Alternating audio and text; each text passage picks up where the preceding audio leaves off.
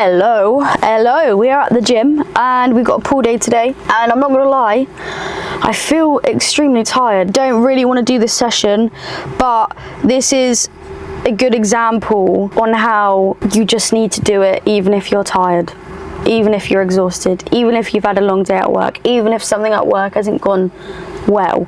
You just need to do it, and if you get past that and you accept it, you will have the result that you want to have, which is that fucking sick physique that you want. I feel like there are toxic ways that you can go around it, and you've got to navigate that for yourself. So I see it like there are three different people, and I've literally experienced all three of this, yeah. So I was very toxic with it all.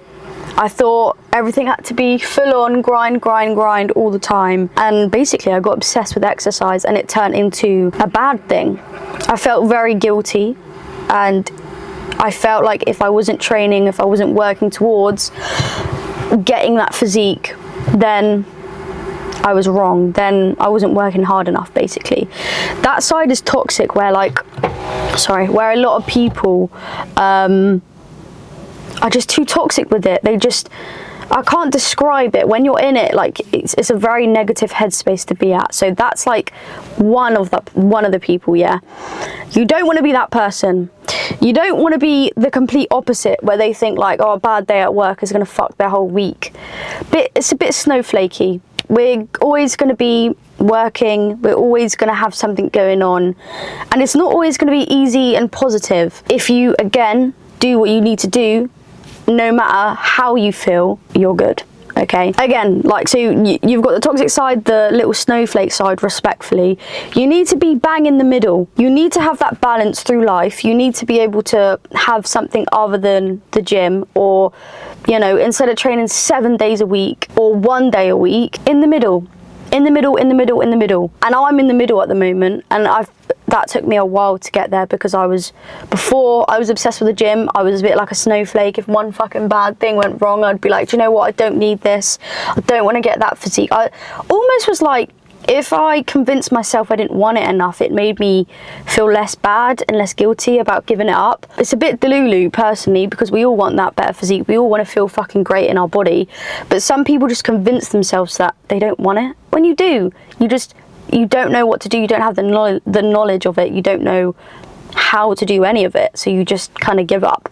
But you need to be that person in the middle, where you don't lean into your emotions too much. You get pissed off and then you end up binning off the whole week, but you also want to feel whatever you're feeling, acknowledge it, and still execute and do what you need to do. And that is bang on in the middle. If you've had a bad day at work, acknowledge that, make yourself feel better. Maybe treat yourself to a nice fucking coffee, or make yourself a really nice dinner. Put more effort into that. Put more effort into yourself. That doesn't mean like fucking cucumbers over your eyes and face masks and then binning off the gym for like another month. That is not self-care. That's just being delusional and picking the easiest self-care option. Have that balance in the middle. Yeah, I'm tired. Yeah, I've acknowledged it. Yeah, I've had a great breakfast to make myself feel better. That's done. I feel tired. It is what it is, but I also know that I need to tick off the gym today. I know that I need to film this video, and I'm doing it. If I feel tired, if I feel stressed, if I feel overwhelmed, and that is how you're going to get to the other side of it. You don't need to be too extreme, but you also stop being a snowflake here and there. Do you know what I mean? Like, there's always going to be things boom dishing out to you all the time, if that's negative and positive. If you're only going to be consistent when life is easy, calm, you got more time and it's going well, what the fuck's going to happen when life goes a bit shit? When you are busier, you're going to bin it off. Consistency is going to go, and then you won't get that dream physique, and then you're literally going to get so pissed off at yourself. So that's my rant over. I feel like I could talk about that for England. We're going to go do our push day. Probably going to get myself an energy drink in the vending machine, because they do some nice ones.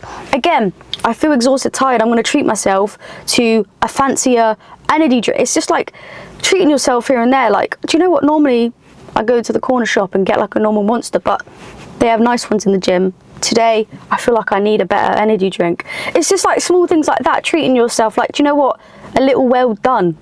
It's the way I see it, but you need to well done yourself in the right way. Do you know what I mean? So I'm going to get, I think it's like a cherry slushy energy drink, it gives you the biggest buzz in the gym.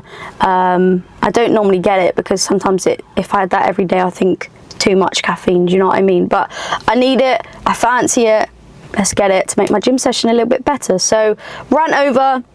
Now we're going to go into the gym and do the pull day. My pull day. So start off with a pull down, lat pull down. To be fair, as long as you've got something pulling down a row, then you're kind of decent. You just need different kind of exercises within that movement pattern, if that makes any sense. So I started off with lat pull down, and then I went to a row. This is just kind of like my warm up, but I'm also still training with intensity because I do want that width as well as the thickness of my back.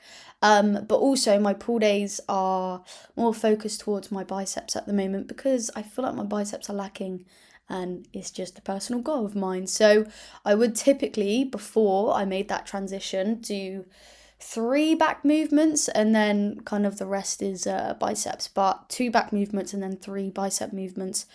I just enjoy it and it's more towards my goal instead. So that's that. Lat pull down's done, and then we got a row. Any row, as long as you enjoy it. I sometimes do single arm rows.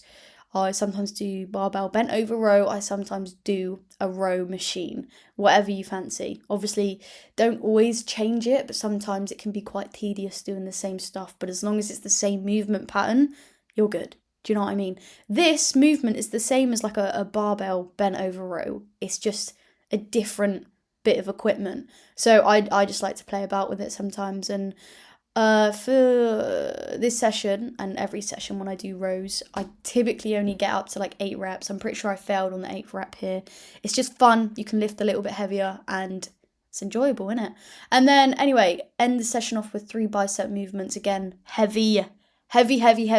Yes, you need to be able to feel your muscle, but you also want to lift heavy as well. But remember, if you're new to the gym, if you're new to a new exercise, whatever it is, start with trying to feel the muscle first and then build up the weight, because I always used to just fucking pick whatever and then just lift it and then wondered why I didn't build any muscle. But bicep curl, again, this could be done on the cables, it could be done machine, it could be done with dumbbells here.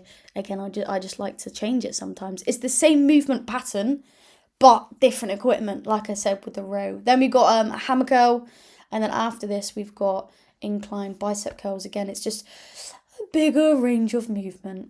That's the reason why I do it, the incline bicep curl. But yeah, that's it.